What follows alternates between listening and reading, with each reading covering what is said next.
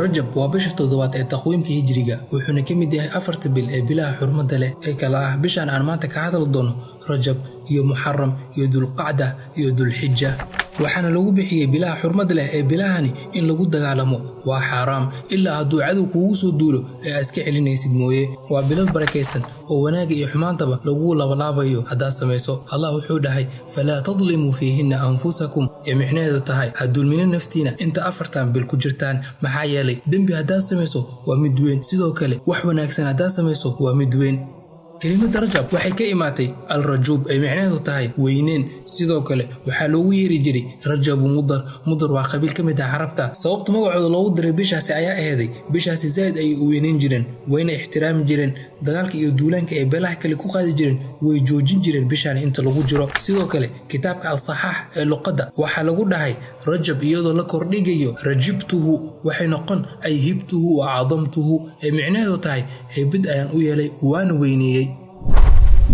dacdooyinka ugu waaweyn taariikhda ee aan bishan xasuusan karno waxa kamid ah 2 Rajab 920 kuna beegan 23 Agoost 1514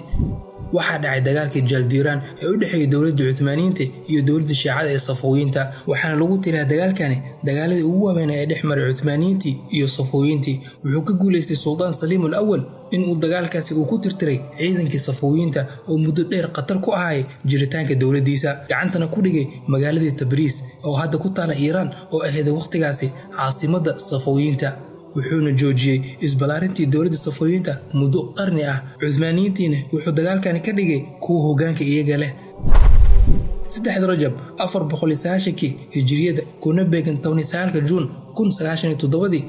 magaalada Naqiya ee hadda loo yaqaano Izniq ee ku taala hadda galbeedka xeebta Anadol ee badda Marmara ee ahayd caasimadda dawlad kamid ah dawladihii ugu waaweyn taariikhda Islaamka ee loo yaqaan Salaajiqa ayaa waxay gacanta u gashay Saliibiyiintii xamladii kuwaad ee Saliibiyiinta sanadka inta u dhaxaysay 1906 ilaa 1909 miilaadiyada xamladaas ayaa imaatay markii baadirigii Awbraankii labaad ee xukumayay koonfurta France sanadka 1905 ugu baaqay dadkii raacsanay inay gacanta muslimiinta ka soo ceshtaan Quds iyo dhamaan dhulka barakeysan xamladaasna waxa ka dhashtay in 4 imaaro Saliibiyiin ah dhulka muslimiinta laga aasaasay oo kala ahay imaaradda Al-Ruha iyo Antakiya iyo Tarablus ee dhulka Sham iyo boqortooyadii Baytul Maqdis khilaafyo u dhaxeeyay madaxda muslimiinta waqtigaas jiray ayaa sababtay in jab weyn la gaarsiiyo ciidamadii muslimiinta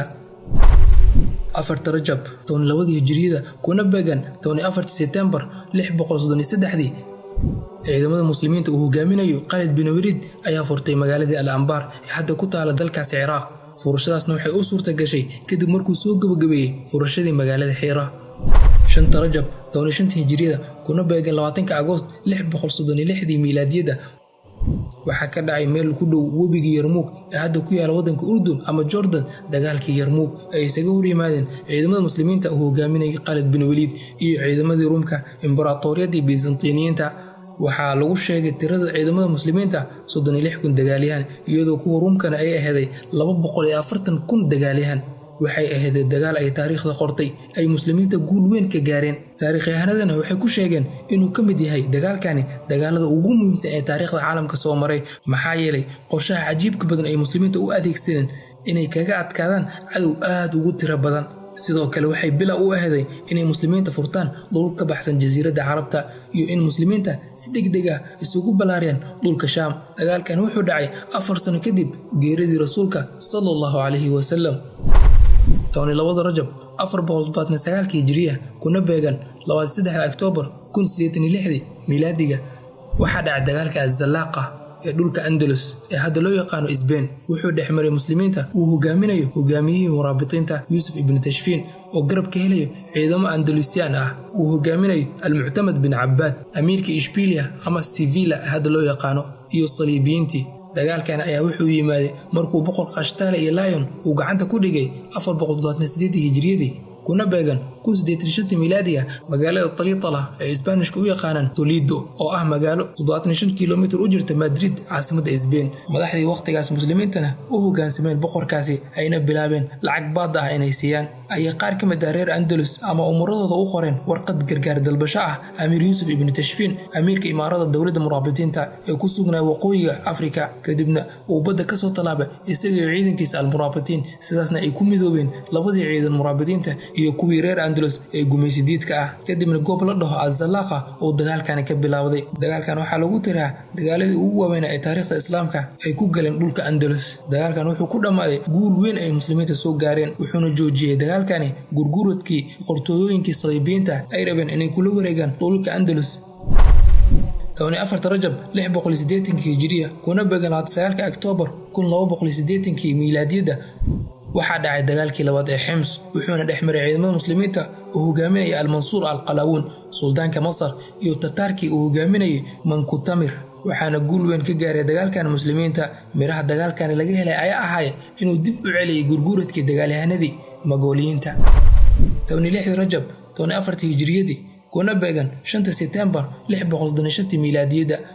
muslimiinta oo hogaaminayay saxaabigii Abi Ubayda Aamir bin Jarrah Allah ka raan noqday iyo Khalid bin Walid ayaa waxay ku guuleysteen inay furtaan magaalada Dimashq ee hadda ah caasimadda dalka Suuriya kadib go'doomin adag ay Ruumiyiintii ku difaaceen magaaladaasi. Laakiin midaasi ma u diidin inay magaaladaas muslimiinta gacanteeda soo gasho. Ruumkana ay dalbadeen heshiis kadib markii go'doominta ay ku adkaatay. Ugu dambeyn Abu Ubayda heshiiskaas uu ka aqbalay.